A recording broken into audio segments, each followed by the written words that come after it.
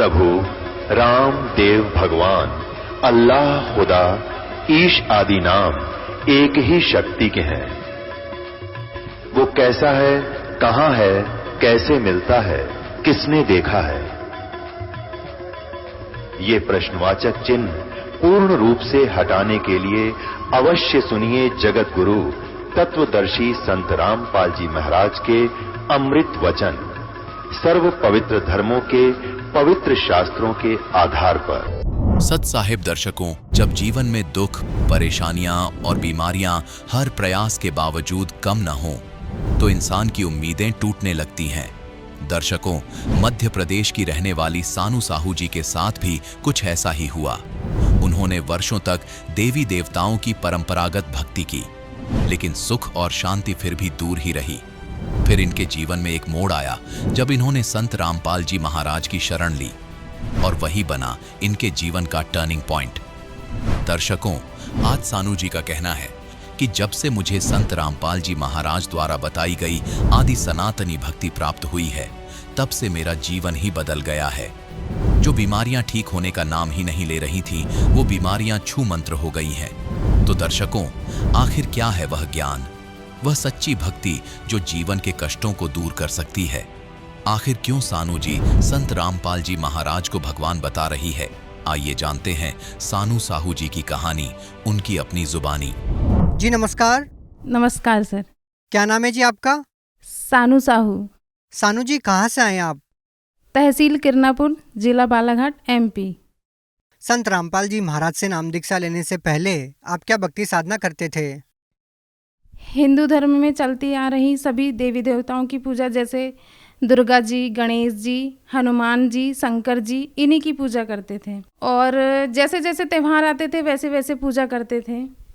बहन जी, जैसा कि आपने बताया कि हिंदू धर्म में जो पारंपरिक पूजाएं होती है वो सभी आप करते थे, तो फिर आपको संत रामपाल जी महाराज से नाम दीक्षा लेने की क्या जरूरत आन पड़ी?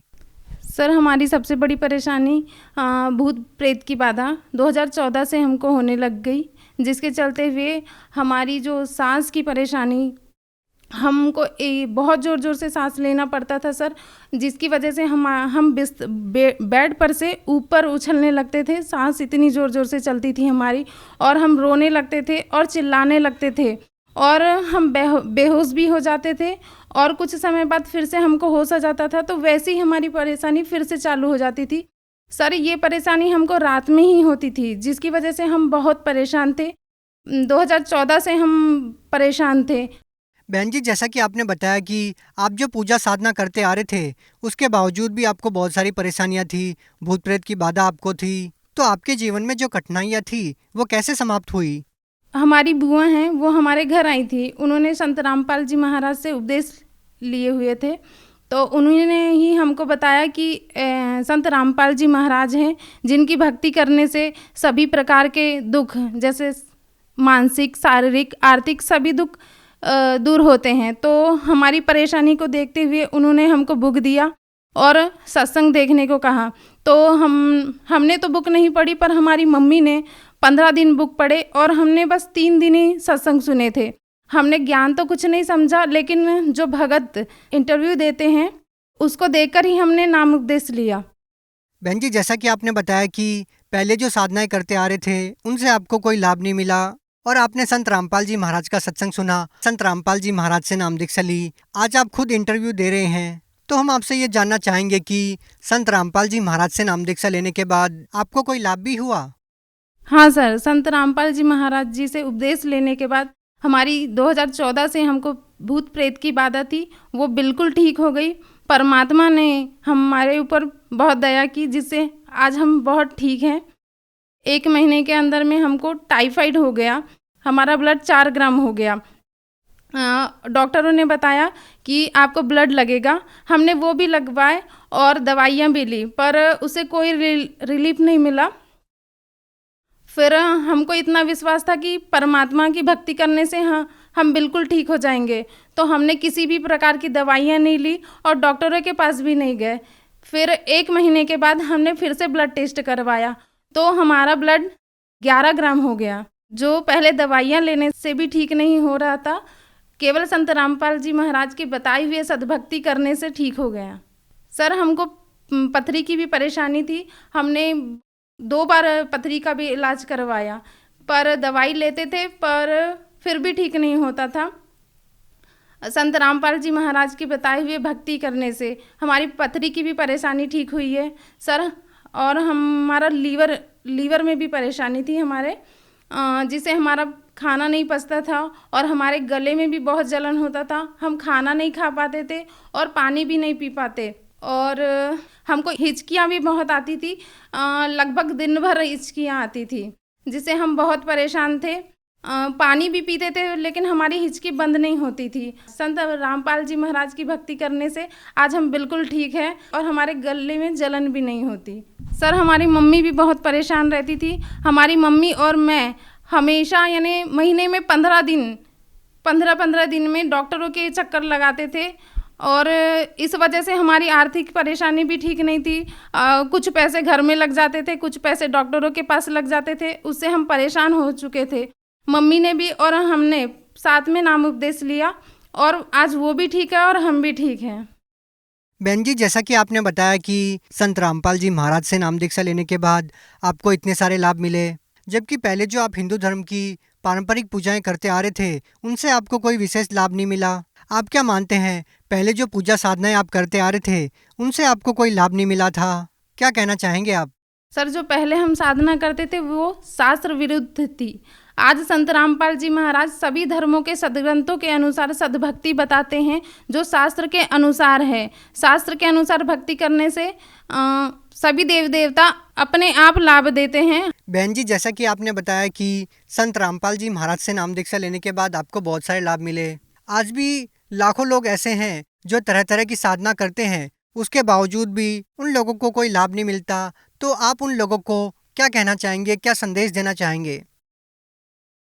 हम संदेश नहीं दे सकते, केवल प्रार्थना कर सकते हैं। आज विश्व की लगभग 7 अरब से भी ज़्यादा जनसंख्या है। केवल संत रामपाल जी महाराज जी पूर्ण संत हैं जो सद्भक्ति बता रहे हैं, जिससे हमारा पूर्ण मोक्ष हो सकता है। आप ये बात कैसे कह सकते हैं कि केवल संत रामपाल जी महाराज जी सद्भक्ति बता रहे हैं, वही पूर्ण मोक्ष दे सकते हैं? आप ये बात कैसे बोल सकते हैं? आज के धर्म गुरु, उनके पास कोई ज्ञान नहीं है। वो गीता, वेदों और पुराणों के आधार पर भक्ति नहीं बताते, इसलिए कोई लाभ नहीं होते। और संत रामपाल जी महाराज सभी धर्मों के सदग्रंथों के आधार पर, प्रमाणित ज्ञान के आधार पर सद्भक्ति करवाते हैं, जिससे हमको स्वतः ही लाभ होने लगते हैं। अपने मानुष जन्म का कल्याण करवाने के लिए संत रामपाल जी महाराज जी से उपदेश लीजिए और अपने मानव जीवन का कल्याण करवाइए। जो व्यक्ति आज के दिन संत रामपाल जी महाराज से नाम दीक्षा लेना चाहता है, वो नाम दीक्षा कैसे ले सकता है? संत रामपाल जी महाराज जी का सत्संग अनेकों टीवी चैनलों पे आता है, जिसमें पीली पट्टी चलती है, उसमें नंबर दिए हुए हैं। यूट्यूब और फेसबुक में संत रामपाल जी महाराज का सत्संग सुन सकते हैं। सत्संग के नीचे कॉन्टेक्ट नंबर आते हैं, उस नंबर पे कॉन्टेक्ट करके आप नाम उपदेश ले सकते हैं। जी धन्यवाद। सत साहिब। दर्शकों, अभी आपने सुने संत रामपाल जी महाराज से दीक्षा प्राप्त करके सुखी हुए भक्त के अनुभव। अब देखिए जगत गुरु तत्वदर्शी संत रामपाल जी महाराज के मंगल प्रवचन। वो राजा की रानियां, बड़े घरों की बहु बेटियां काजू किशमिश डालकर हलवा खीर बनाया करती थी, खाती थी और झूठे छोड़ देती थी। बांदियां नौकरानियां खाती थी। उनके पूर्व जन्म के संस्कार अच्छे थे। बैटरी चार्ज थी, आगे चार्जर मिला नहीं, वह बैटरी डिस्चार्ज हुई, खत्म होगी। जीवन मनुष्य का नाश हो गया भक्ति बिना। अगले जन्म में वही राजा की औरतें, उच्च घरानों की औरतें कुतिया बनकर निवस्त्र घूम रही हैं, काजू किशमिश के खीर हलवे खाती थी। अब वो धर्मशाला के सामने बैठती है, एक ग्रास के लिए इंतजार करती है, कोई यात्री खाना खा रहा है। अब वो कैसा टूक डालता है, कुत्ते को ऐसे फेंक देता है रेत में, और फिर वो ऊंच घरों की बहन बेटियां और कुतिया बनी अंडे और उस टूक को भाग कर खाती है। 10 ग्राम रेत साथ खाती है उस रोटी के, एक टूक के। और जब बकवाद भाव थी तो परमात्मा कहते नकबे सर नक पे बनी पैरें थी हार हमेल, ये सुंदरी से कुतिया बनी सुन साहिब के खेल। एक समय एक पुल्लो नाम की बाई थी, भगतनी, और एक राजा की 3-4 रानियां थी। राजा उनसे चर्चा करता था कि एक पुल्लो नाम की भक्तनी बहुत अच्छी है, बहुत ही भली है, भक्ति करती है। अब औरतें तो औरत की प्रशंसा से किसी दृष्टिकोण से की जा वो घाट सुना करे। उन्होंने सोची कोई घड़ियां सुंदर होगी, राजा उसकी बहुत प्रशंसा करे। उन्होंने कहा कि एक दिन उस पुल्लो ने यहाँ बुला लो ना, हम भी देख लें। उसने राजा बोला बुला लूंगा। राजा ने उस बहन को, भगतनी को निमंत्रण दिया कि बहन आज हमारे घर पे आइए, उसको सत्संग कर दो। कहा जाऊंगी भाई। अब रानी 4-5 रानियां थी, सब सोना साना सारा पैर का गहना और 1-1, 2-2 लाख के हार गले में पैर कर खूब शंगर कर तैयार हो रही होते। अब वह बाई गई बहन, हाथ में एक लाठी, कुत्त्या हटाने खातिर छोटा सा डंडा, हाथ में माला, खद्दर के कपड़े मैले से पुराने से, पैर में टूटे हैं लीतर और कानों में, मुंह में, नाक में कुछ नहीं। जब उसने प्रवेश किया तो उस रानी हंसने लगी। अज्ञा के वह बोलो सारी हंसनो खूब दांदरे पाड़े और वो नो दिखावा अपने वो खूब पैर के बैठी थी। अब वह जान की पुल्लो कौन सी बालक थी, वह भी जान गई किस दृष्टिकोण से बकवास कर रही है। तो क्या कहती है कि ये गहना बाधा तन की शोभा और यूं तन का चौबांडो और बिना भजन का कुतिया बनोगी, राम भजो न रांडो। कहते हैं इस तुम के राजी हो रही श्रृंगार करके, किस पर पैरे बैठी हो तो काचा बांडो है, काचा बांडा। तड़के मर जाओगी, कुतिया बनी आंडोगी, भजन करो न रांडो। यानी इनकी अपनी लैंग्वेज होती है या समझाने की। तो उनके वह बात समझ में आ गई, सत्संग किया, परमात्मा ने उन पर भी दया कर दी। लेकिन फिर वो भी राजा के साथ वहां जान लायक। अब प्रसंग चल रहा था मीराबाई का। तो मीराबाई को उनके घर वाले बाहर नहीं जान दिया करता। उसका देवर घर वाले ने तक मना नहीं किया, वो नेक आत्मा था। तो उस खूब उसने कोशिश करी। फिर उसके देवर ने सोचा मीराबाई के ना कि भाई इस तो अच्छा तो इसने मार दूं, हमारी इज्जत बची रहेगी, हम कितने नीच हैं। इस तरह की बकवास भी सोच ली। तो उसने सोचा कि अभी न्यू मारूंगा तो पता चल जाएगा, नौकर नाकर की तो जिक्र कर देंगे, तेरी निंदा हो जाएगी समाज में। उसने सोचा कि तू इसको ऐसे तरीके से मार दे कि मेरा भी ना पटे। एक सपेले से बात करी, एक सपेरे से बात करी, गारडू से जो सांप रखते हैं सर्प, उससे कहा कि इतना विषैला सर्प ला दे कि एकदम डंक मारते मर जा।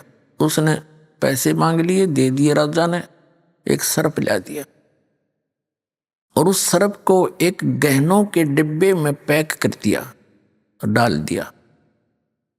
और अपने लड़के का जन्मदिन मनाना था उस मीराबाई के देवर ने। सारे रिश्तेदार इकट्ठे हो गए, आने थे वहां पर। तो उसने उस दिन सोचा कि आज इस वो मंगा कर सर्प उसी दिन और बंदी को दे दिया वो डिब्बे में। अगजा मीराबाई को दे दे, यो इसमें हार है 9 लाख रुपया का। बंदी से कहा सभी को सुना के, जहां आम सब बैठे थे। और वो सर्प सपेरा डर गया था पहले दिन। और बंदी एक नौकरानी को दे दिया कि जो मीरा को दे दे और कह दे इस हार ने पैर लेगी, क्योंकि वो कुछ नहीं पैरा करती गहना वहना। और वैसे तो विधवा होने के बाद माई पहले कुछ भी प्रयोग करती ही नहीं थी। तो उसने कहा कि उसको कह देना मीराबाई को कि इस हार को पैर लेगी, कदे मेरी बेइज्जती करवा दे रिश्तेदारों में। नू ना कहेंगे भाई मर गया था, पाछे तो इसने उड़ने पैरने के लिए भी कुछ नहीं देता। तो इसलिए सब कुछ समझा के और वह बंदी भेज दी। बंदी ने जाके कहा कि राजा ने कहा है इस हार ने पैर लिए, रिश्तेदार आए हुए हैं, और नहीं तो तेरी खैर रही है, बहुत नाराज हो जाएगा तेरे थे। मीराबाई ने सोची कोई बात नहीं, मेरे लिए तो माटी है। और यूं मानने को ना नाड़ी समझ को भी बात भी ना बिगड़ती, थोड़ी देर डाल लूंगी, घंटा 2 घंटा। बंदी के सामने ही उसने कहा खोल बंदी। नौकरानी खोल ले ला इसने। नौकरानी ने खोला, उसमें इतना सुंदर हार था, वहां आसपास कोई बने नहीं, उस क्षेत्र में भी नहीं बन रहा था, इतना बढ़िया हार उसमें। और मीराबाई ने पैर लिया, वह पड़ा रह गया, माटी यहाँ है यहाँ एक जैसी है, मेरे लिए तो सोना नहीं, हीरे नहीं, मेरे लिए तो मिट्टी है। अब पैर लिया, बांध दिया आगी। अब वो गया, फिर बाद में अकमरडी होगी बात है, वो उद्देश्य ये लेकर गया था, लोग न सोचेंगे सांप से डस कर मर गया, अब पकी तो सांप आ गया होगा। अब अन्यों कौन पूछा था भाई सांप, वो बतानिया वो सांप लड़ गया, सांप लड़ गया, उठा लो, इस तरह सोच रहा था।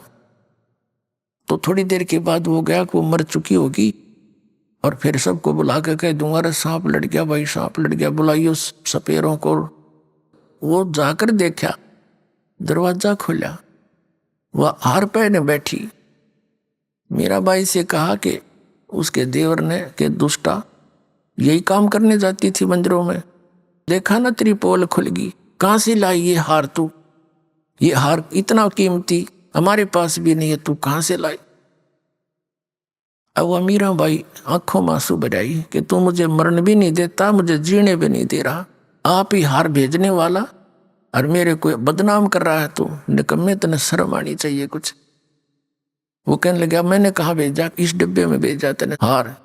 वो कहने लगा झूठ बोलती है तू, बांदी को बुला जो लेकर आई थी। वो बांदी बुलाई, बांदी से उस राजा ने पूछा कि बांदी ये हार कहाँ से आया, कि जी आपने जो दिया था उसी बक्से में था, और उसने सर्प अपने सामने बंद करवा के दिया। अब बताओ परमात्मा जिसने रखे ये कुतरू मार सकते हैं?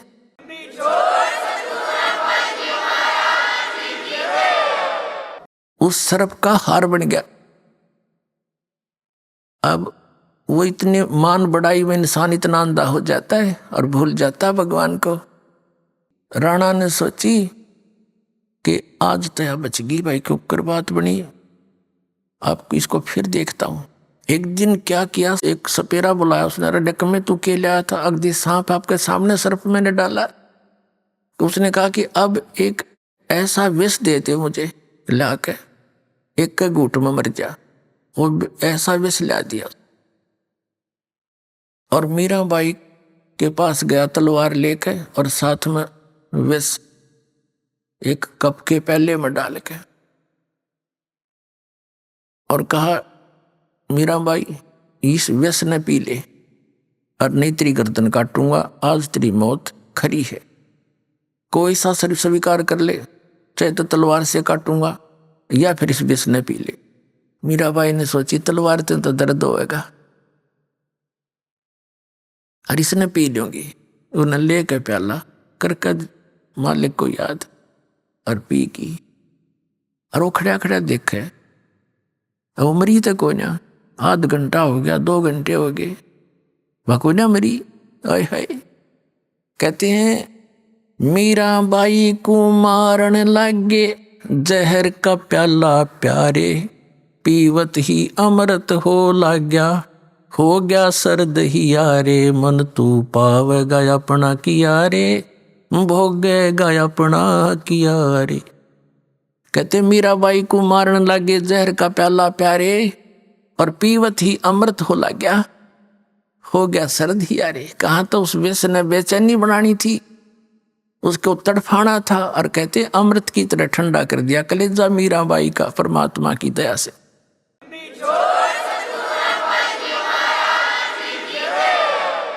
अब राणा ने सोची भैया नहीं मानने, अपने आत्माओं कहते हैं सौ छल सिद्धर मैं करूं अपने जन के काज।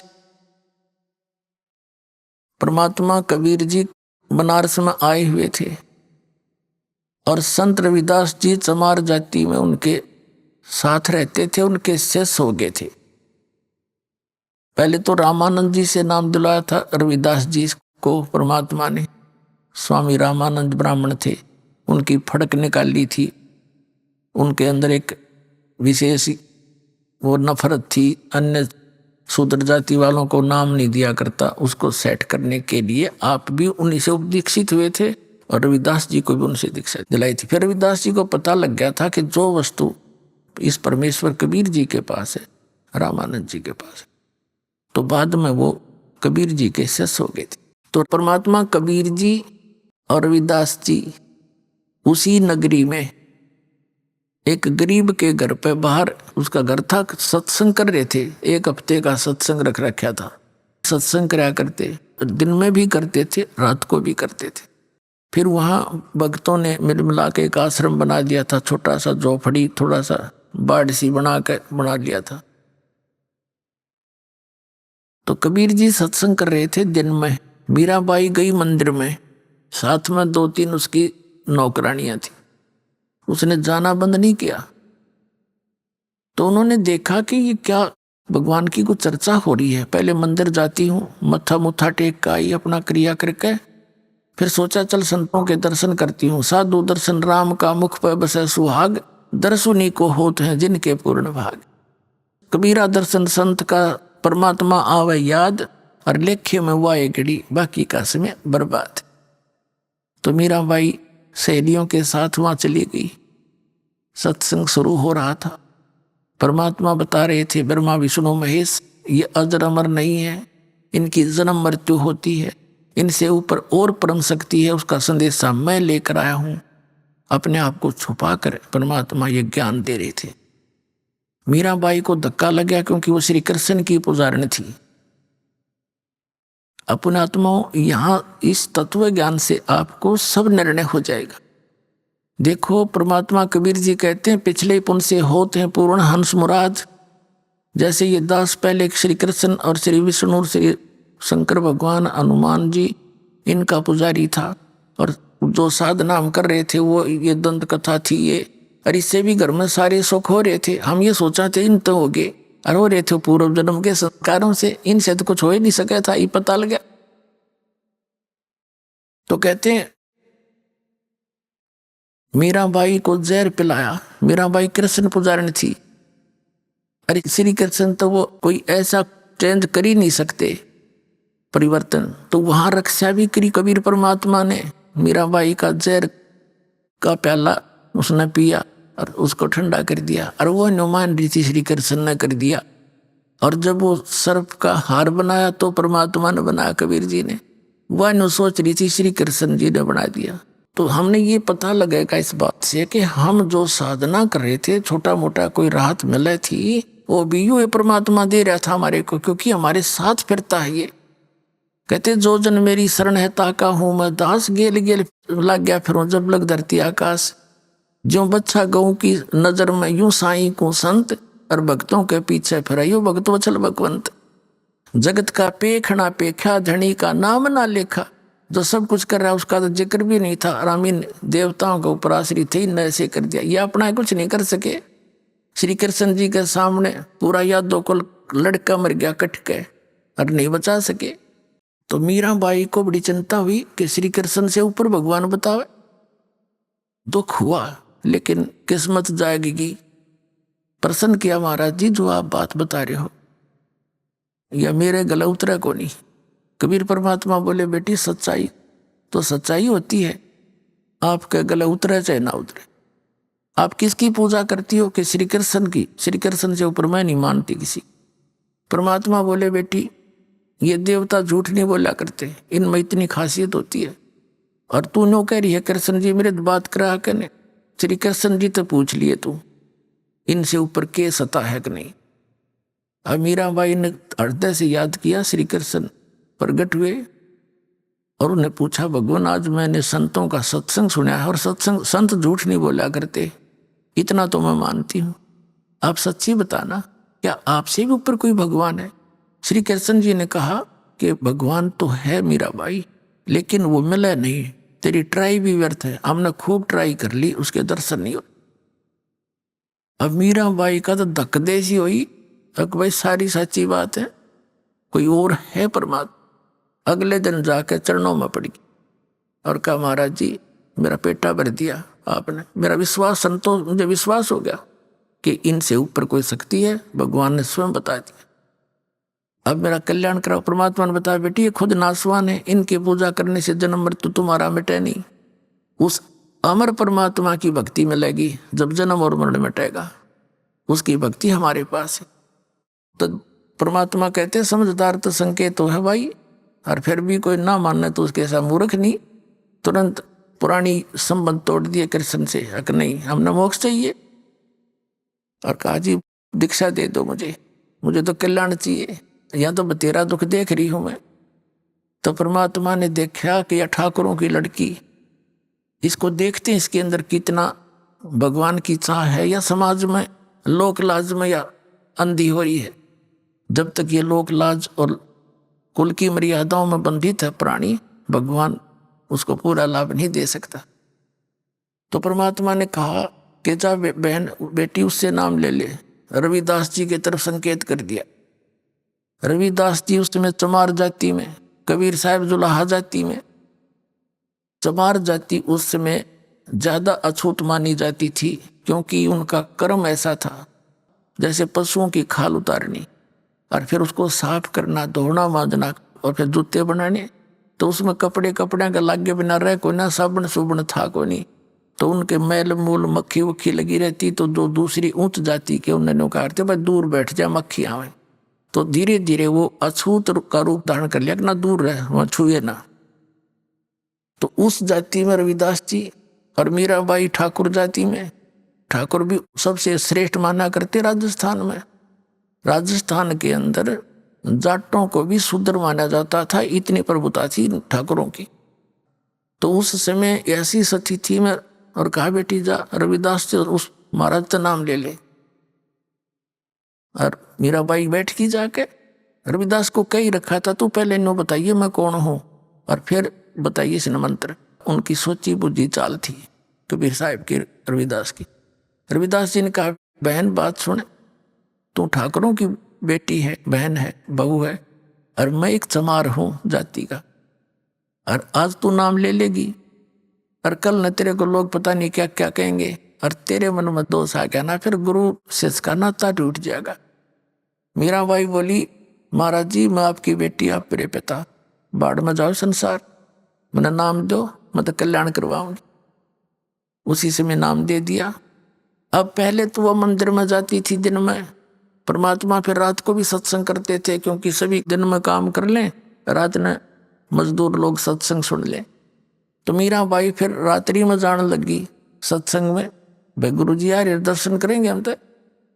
अब उसका जो देवर था वो सारे अपने जो कर्म थे करके थक चुका था, उसको रोकने के उससे कोई सफलता नहीं मिली।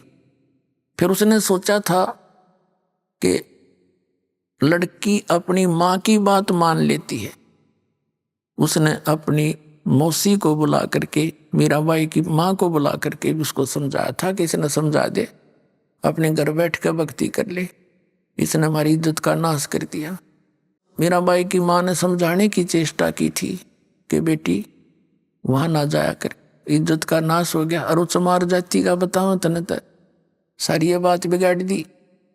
तो क्या आपस में क्या बातें हुई, एक शब्द सुनाते हैं। अब मीराबाई की माता कहती है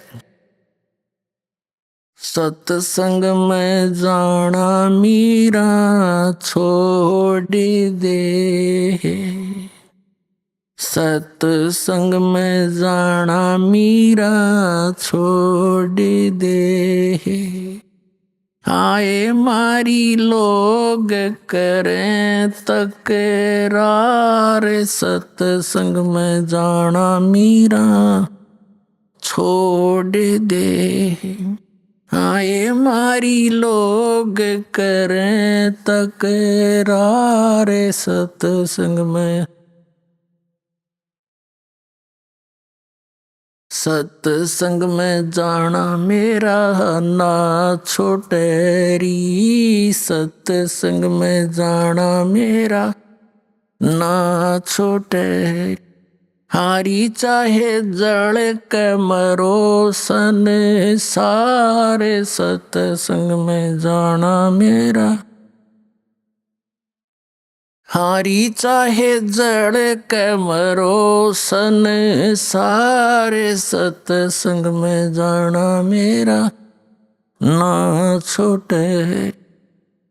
थारे सत्संग के राय में हे, थारे सत्संग के राय में हाय वहाँ पर रहते हैं काले नाग, कोई कोई नाग तन डस लेवे।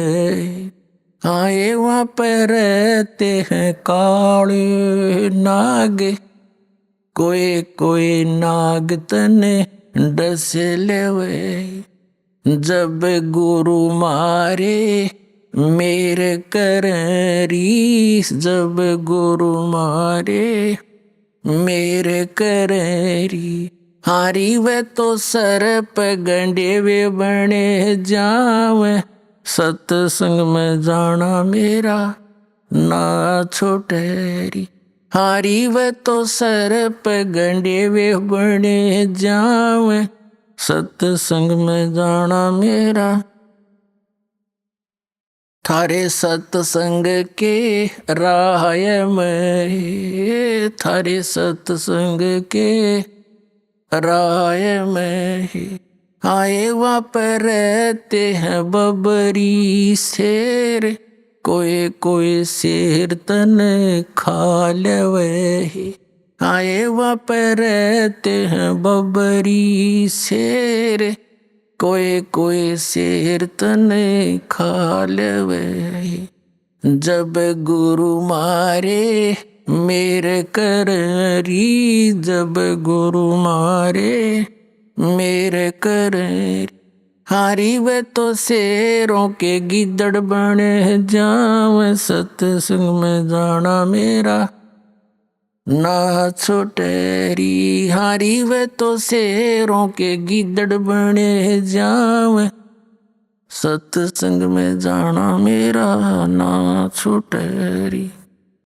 थारे सत्संग के बीच में है, थारे सत्संग के बीच में आए वहाँ पर रहते हैं साधु संत, कोई कोई संत तन ले रमे। आए वहाँ पर रहते हैं साधु संत, कोई कोई संत तुन तन ले रमे। तेरे री मन में माता पाप हैरी, तेरे री मन में माता पाप हैरी।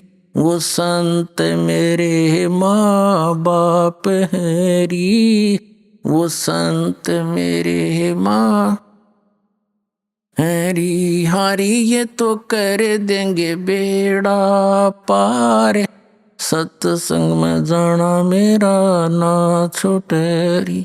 हारी ये तो कर देंगे बेड़ा पार, जाना मेरा ना छोटेरी। सत्संग में जाना मेरा छोड़ दे, हाय मारी लोग करे तकरार। सत्संग में जाना मेरा, सत्संग में जाना मेरा ना छोटेरी। सत्संग में जाना मेरा ना छोटेरी। हारी चाहे जड़ के भरोसा नहीं सारे, सत्संग में जाना मेरा। वो तो हो जाती चमारे है, वो तो हो जाती चमारे है। इसमें हमारी आर है, इसमें हमारी आर है। तेरे री लेख माता चमार हैरी, तेरे री लेख माता चमार हैरी। वो मेरा सिरजन आर हैरी, वो मेरा सिरजन आर हैरी। हारी वो तो मीरा के गुरु रविदास, सत्संग में जाना मेरा ना छुटेरी। हारी वे तो मीरा के गुरु रविदास, सत्संग में जाना मेरा ना छुटेरी। सत साहिब।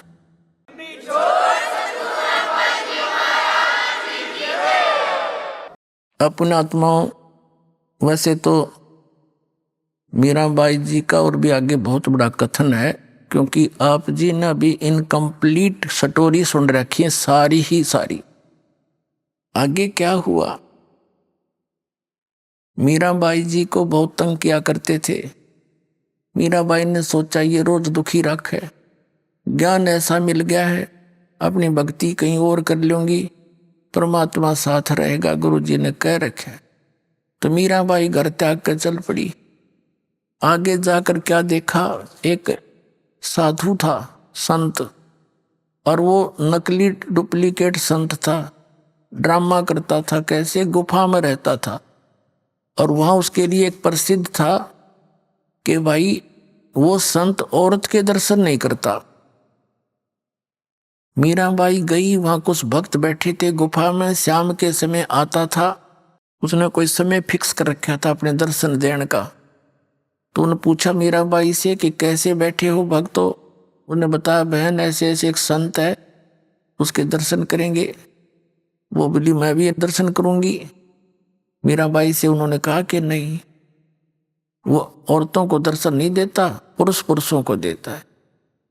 मीराबाई बोली कि मैंने तो सुना है पुरुष एक ही है और सब उसकी पत्नी है, वो एक ही पीव है, सबका एक मालिक है, क्योंकि परमात्मा का ज्ञान ऐसा है। ये तो बच्चा रहा दे नकलियानत है।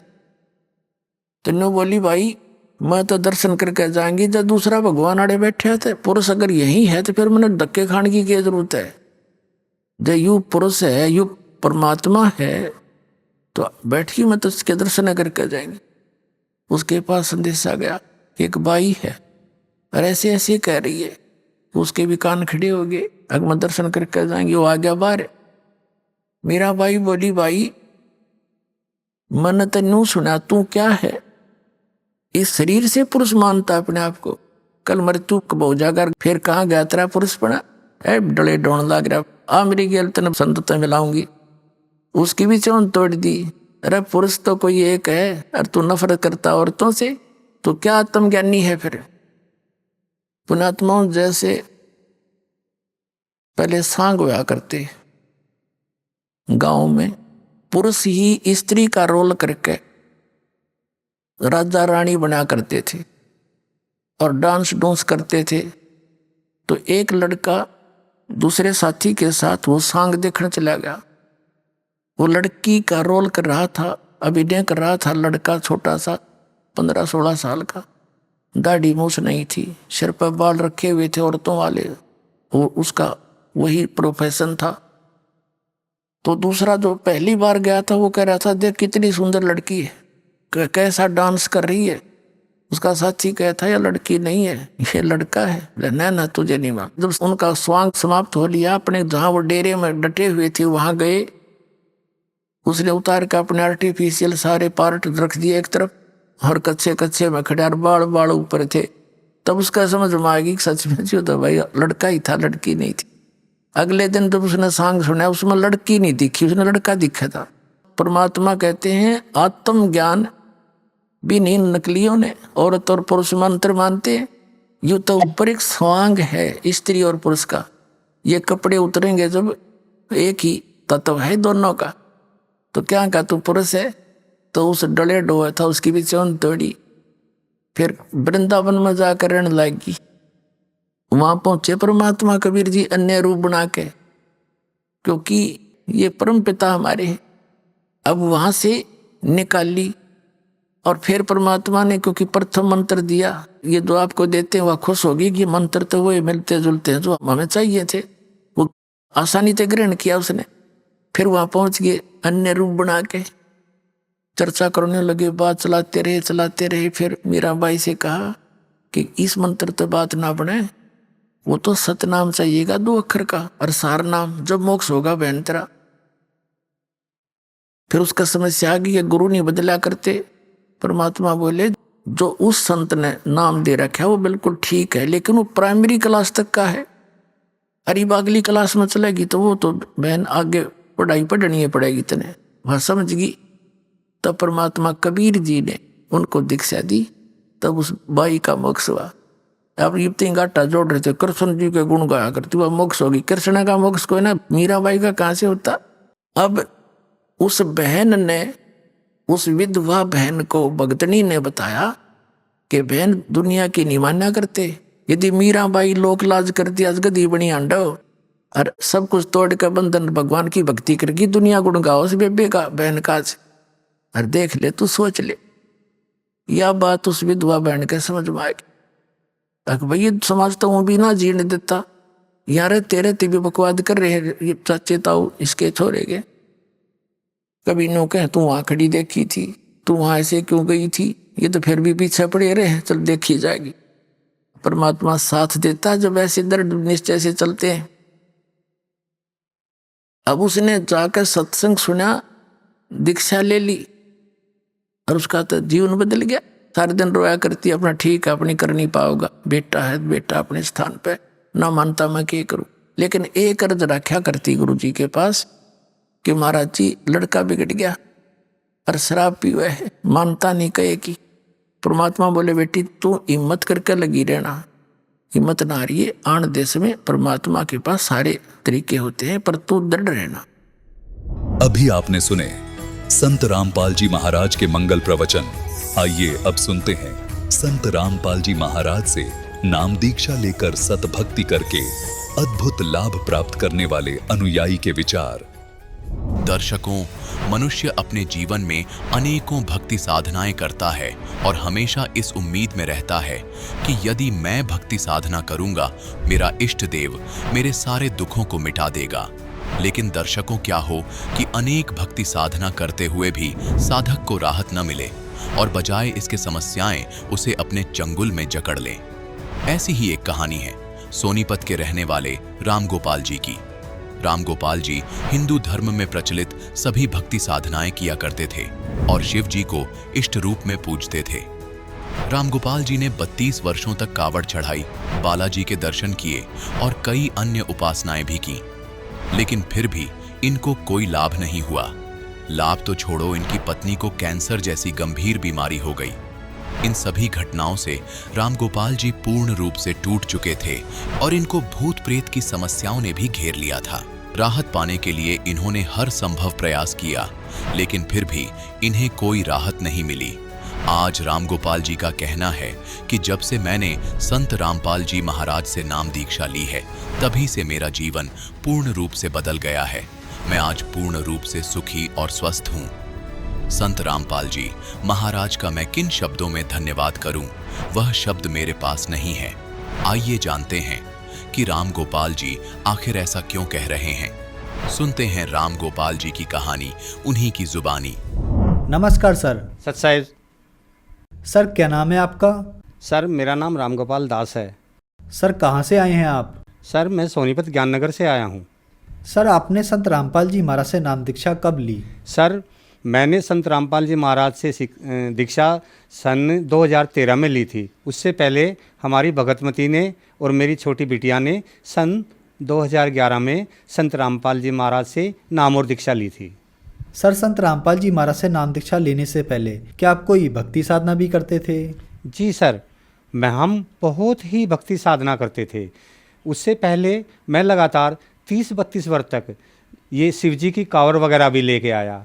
17 साल तक जय दुर्गे जागरण मंच ज्ञाननगर का मैं कैशियर रहा 17 साल तक, लेकिन उस भक्ति में हमें कोई फ़ायदा नहीं हुआ। सर मैंने पहले बहुत गुरु बनाए, हमने इतने गुरु बनाए, जहाँ पर भी जिसने जो कह दिया कि आप वहाँ चले जाइए, हम वहीं चले जाते थे। हमने दुनिया भर के गुरु बनाए, लेकिन हमें उन गुरुओं से कोई फ़ायदा या कोई लाभ नहीं हुआ। सर फिर आप संत रामपाल जी महाराज की शरण में कैसे आए? सर संत रामपाल जी महाराज की शरण में पहले मेरी भगतमती और मेरी बिटिया वे दोनों लगी हुई थी। सन 2011 से वे संत रामपाल जी महाराज की शरण में लगे थे। संत रामपाल जी महाराज की शरण में आने से पहले की घटना है कि हम बालाजी जाया करते थे, तो जो बालाजी वो जो गुरु थे उन्होंने मुझे शिष्य बना हुआ था, और वो गुरुजी वहाँ पर जो वो अपनी चौकी लगाते थे उसके अंदर हमारे सर पे हाथ रख के कुछ हमारे शरीर में ऐसा प्रवेश करा देते थे कि वो झाड़ फूट टोने टोट के हमसे भी करवा देते थे। और उन्हें फिर लेकिन उन्हें जब सच्चा ज्ञान हुआ, वो संत रामपाल जी महाराज की शरण में गए। एक बार वो हमारे पास आए, हमें आके कहने लगे कि ऐसा है, मैं सत्य की खोज में था और मुझे सच्चे गुरु संत रामपाल जी महाराज मिल गए हैं, आप भी सब वहीं पे चलिए। तो मुझे पहले तो उनकी किसी बातों पे ऐसा कोई विश्वास नहीं हुआ, क्योंकि हम इस दुनिया में इतना भटक चुके थे कि बार बार कभी बालाजी के पास, कभी किसी और के पास, कभी दुर्गा जी के पास और कभी दुनिया भर की अनुपासनाएं करते रहते थे, लेकिन हमें कोई लाभ नहीं होता था। तो उनके कहने पर मेरी गुड़िया और मेरी भगतमती संत रामपाल जी महाराज जी की शरण में गए। सर, आपको क्या लाभ प्राप्त हुए संत रामपाल जी महाराज से नाम दीक्षा लेने के बाद? सर, लाभ तो संत रामपाल जी महाराज की शरण में जाने के बाद हमें इतने हुए कि जिनका हम बखान नहीं कर सकते। उस मालिक की शरण में जाने के बाद, संत रामपाल जी महाराज जी की शरण में जाने के पास सबसे बड़ा लाभ तो हमें ये हुआ कि जो मेरी भगतमती है पुष्पा देवी, वो कैंसर से पीड़ित थी, 4th स्टेज पे जा चुकी थी वो। तो कैंसर के लिए हम यहाँ पे लोगों ने हमें सलाह दी कि आप डॉक्टरों के पास जाइए। हमने पहले तो पानीपत डॉक्टरों को दिखाया, तो वहाँ पे डॉक्टर गुप्ता थे। उन्होंने कहा कि मेरे को तो 100% लग रहा है कि आपकी भगतमती को कैंसर है, आप इनकी जांच कराइए। तो मैंने कहा कि ठीक है भैया, कैंसर तो है। उसके बाद फिर हम रोहतक में गए, वहाँ रोहतक मेडिकल में दिखाया, वहाँ पे सभी जांचें कराई गई। उन सभी जांचों में भी इनको कैंसर बताया गया और कैंसर भी इनकी दोनों ब्रेस्ट में बताया गया। तो उसके बाद सर हम वहाँ से फिर उन्होंने हमें दिल्ली भेज दिया। हम दिल्ली गुरु तेग बहादुर हॉस्पिटल पहुँचे। गुरु तेग बहादुर हॉस्पिटल पहुँचने के बाद उन्होंने फिर हमारे बहुत सारे टेस्ट किए, FNAC की और बहुत ब्लड टेस्ट, सैंपल, दुनिया भर के सैंपल लिए, तो वो सभी के सभी पॉजिटिव पाए गए, यानी उन सभी में कैंसर की पुष्टि हो गई। अब एक तो हमारी आर्थिक स्थिति इतनी खराब, ऊपर कैंसर जैसी भयानक जानलेवा बीमारी, हम वहीं खड़े खड़े हॉस्पिटल में रोने लगते थे। हम इतने हालात ख़राब थे कि हम कह नहीं सकते। उसके बाद में फिर हमारी भगतमती ने संत रामपाल जी महाराज से प्रार्थना लगाई कि मालिक, हम तो दिल्ली भी आ गए और दिल्ली भी इन लोगों ने हमें कैंसर ही बताया है। तो उस प्रार्थना के बाद फिर उन्होंने हमें कहा कि मालिक सब अच्छा करेंगे। उस पूर्ण परमात्मा की दया से फिर हमें GTB हॉस्पिटल से दिल्ली स्टेट कैंसर हॉस्पिटल में भेज दिया गया। हम वहाँ से दिल्ली कैंसर हॉस्पिटल गए। तो दिल्ली कैंसर हॉस्पिटल में जब हमने वहाँ पर दूसरे कैंसर पीड़ितों को देखा तो हमारा कलेजा मुंह को आने लगा, क्योंकि वहाँ पे कीमोथेरेपी और रेडिएशन और ऐसे ट्रीटमेंट थे जिनको देख कर के कलेजा मुंह को आता है। न तो उनके सर पे, किसी के सर पे बाल नहीं थे, किसी की नाकों में नलियाँ लगी हुई थी। ये सब देख कर के भगतमती बहुत ही ज़्यादा घबरा गई और हम आ गए। आने के बाद फिर कई रोज़ हम वहाँ नहीं गए। काफ़ी दिन तक नहीं जाने के बाद में तो भगतमती को इतना कैंसर बढ़ गया कि ये लास्ट स्टेज पर पहुंच गई। लास्ट स्टेज पर पहुंचने के बाद में तो फिर हम जब हॉस्पिटल गए तो उन्होंने इनका ट्रीटमेंट किया। इनके ट्रीटमेंट करने के बाद में उधर हम परमात्मा से अपनी सभी दुआएं लगाते रहते थे, अपनी प्रार्थना लगाते रहते थे। हमें अपने मालिक पूर्ण संत रामपाल जी महाराज पर इतना विश्वास था कि दुनिया में अगर कोई ठीक कर सकता है मेरी पत्नी का कैंसर, तो वो संत रामपाल जी महाराज ही हैं जो हमें इन बुरे दिनों से बाहर निकाल सकते हैं। तो सर, जब इनका ऑपरेशन हुआ तो उसके बाद में जब पहले तो इनको पैरालाइज हो गया तो ये न तो बोल पाई, न बोल पाती थी, न कुछ पाती थी, मुँह भी टेढ़ा हो गया। उसके बाद में फिर क्या हुआ कि उन्होंने हमें दिल्ली के अंदर ही एक इबास हॉस्पिटल है, ये गुरु तेग बहादुर हॉस्पिटल के परले थोड़ा आगे चल के है, हम इनको वहाँ ले गए। उसके बाद हमने संत रामपाल जी महाराज को प्रार्थना लगाई। प्रार्थना लगाने के बाद में वहाँ उन्होंने सारे टेस्ट किए। वो बोले कि इनको तो सभी टेस्ट नॉर्मल है। अगले ही रोज पूर्ण संत रामपाल जी महाराज की दया से ये हॉस्पिटल से ही रामायणी करते हुए आई। तो एक लाभ हमें ये मिला।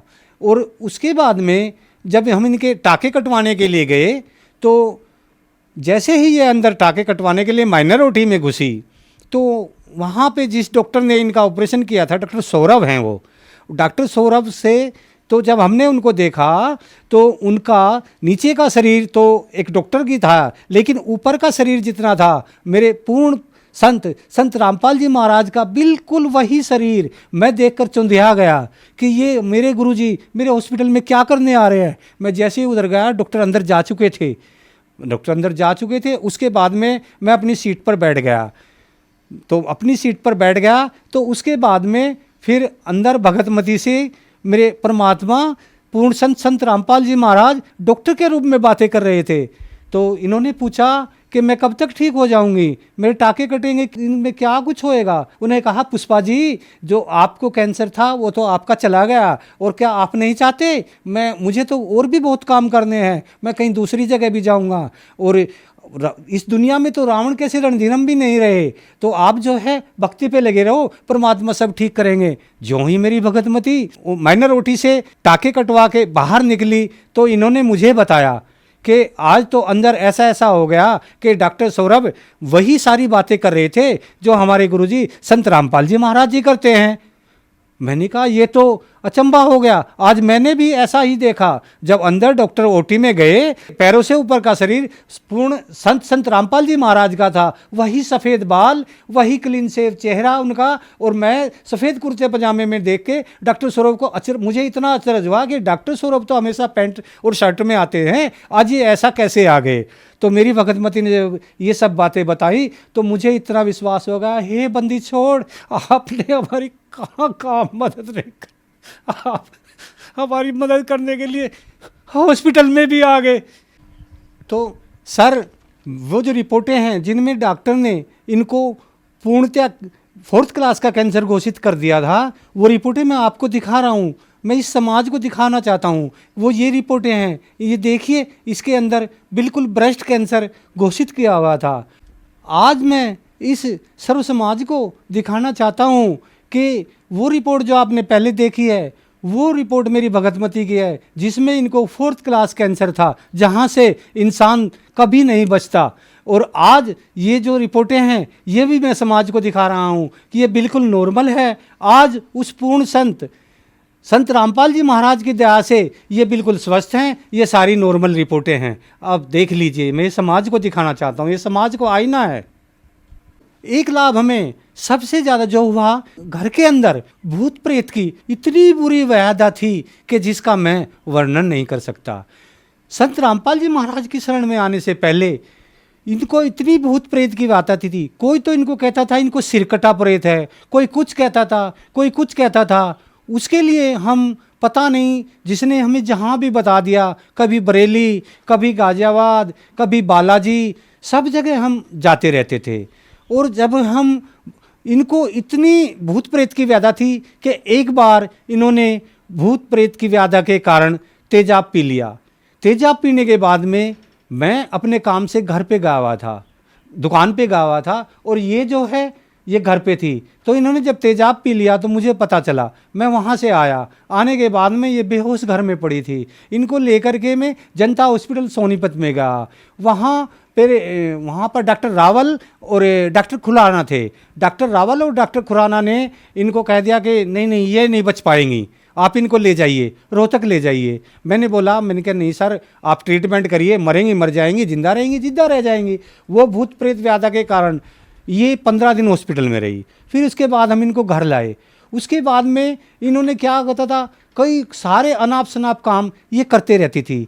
कई बार रिक्शा से कूद जाना, तीसरी मंजिल पर चढ़कर वहाँ से कूदने की कोशिश करना। हमारे पूरे परिवार की रात को भी नींद नहीं आती थी। हमें ये रहता था कि ये भूत प्रेत के कारण कहीं उठकर ना चली जाए। एक बार सर ये बगैर किसी को बताए बालाजी पहुँच गई। वहाँ से 3 दिन बाद हमारे पास मैसेज आया कि ऐसे ऐसे मैं तो बालाजी गई हुई हूँ और भूत प्रेत बाधा से बहुत ही त्रस्त हूँ।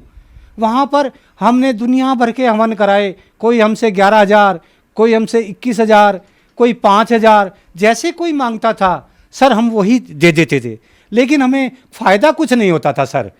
जब हमें कोई भी फ़ायदा नहीं हुआ तो 2011 में ये दोनों वहाँ गए और इनको लाभ मिला।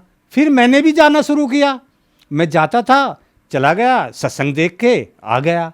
तो फिर मैंने जो हमारे गुरु संत रामपाल जी महाराज हमें उपदेश देते थे और जो इनके द्वारा लिखी गई पुस्तकों में ज्ञान लिखा गया है, तो फिर मेरा मन पापी था, तो मैंने उसका मिलान करना शुरू किया।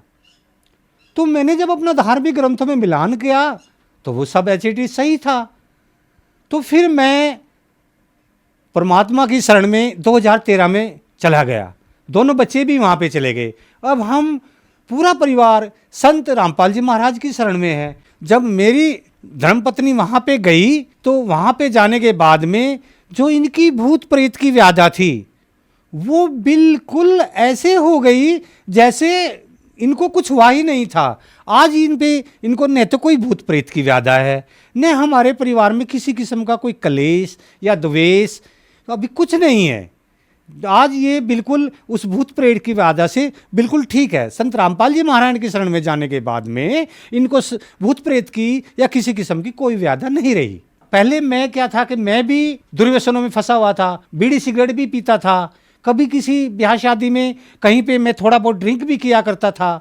लेकिन संत रामपाल जी महाराज की शरण में जाने के बाद में मेरे परिवार के अंदर कोई भी दुर्व्यसन नहीं है और सभी बुराइयों से संत रामपाल जी महाराज ने मेरे परिवार को दूर कर दिया। संत रामपाल जी महाराज की मेरे परिवार पर इतनी दया है कि मैं बता नहीं सकता। आज उस मालिक की मेरे ऊपर बहुत सबसे बड़ी रजा तो यही है कि मेरी भगतमती आज कैंसर मुक्त है, दूसरी भूत प्रेत से मुक्त है। परिवार में तीनों बच्चे हैं, तीनों बच्चे मालिक की शरण में हैं। संत रामपाल जी की शरण में आने के बाद में समाज की हर बुराइयों से वो दूर है। तो जिस घर के अंदर, जिस परिवार के अंदर समाज की कोई बुराइयां नहीं होंगी तो वहाँ तो अपने आप ही सतलोक बन जाता है। सर, संत रामपाल जी महाराज से कैसे जुड़ सकते हैं? संत रामपाल जी महाराज से जुड़ने के लिए एक सीधा और सरल उपाय है। हमारे जितने चैनल है संत रामपाल जी महाराज का प्रोग्राम आता है, इन्हीं सभी चैनलों पर पूर्ण संत रामपाल जी महाराज के प्रवचन चलते रहते हैं। आप इनको देखिए, इनको देखने पर आपको पूर्ण ज्ञान होगा। संत रामपाल जी महाराज के प्रवचन देख रहे होंगे तो नीचे एक पीली पट्टी चलती रहती है, उस पीली पट्टी पर एक सभी फ़ोन नंबर लिखे हुए हैं और आज पूरे देश के अंदर हर डिस्ट्रिक्ट वाइज नामदान स्थल खुले हुए हैं। आप उन पीली पट्टी पर फ़ोन कीजिए, आपको निःशुल्क किताबें भी मिलेंगी और निःशुल्क ही नामदान भी मिलेगा। आप सभी बीमारियों से और सभी आर्थिक और शारीरिक और जो प्रेत आत्मा या दुष्ट आत्माओं से पीड़ित हैं वो सभी दूर हो जाएंगे। जैसे मेरा परिवार दूर हुआ है, मुझे आशा है संत रामपाल जी महाराज की शरण में आने वाले हर भक्त की ऐसे ही सभी बीमारियां अपने आप दूर हो जाती हैं। कैंसर जैसी लाइलाज बीमारी, टीबी, कुछ भी बीमारी हो, संत रामपाल जी महाराज हर विषय के वैद्य डॉक्टर, आज इनसे बड़ा विश्व में कोई नहीं है। धन्यवाद सर। धन्यवाद।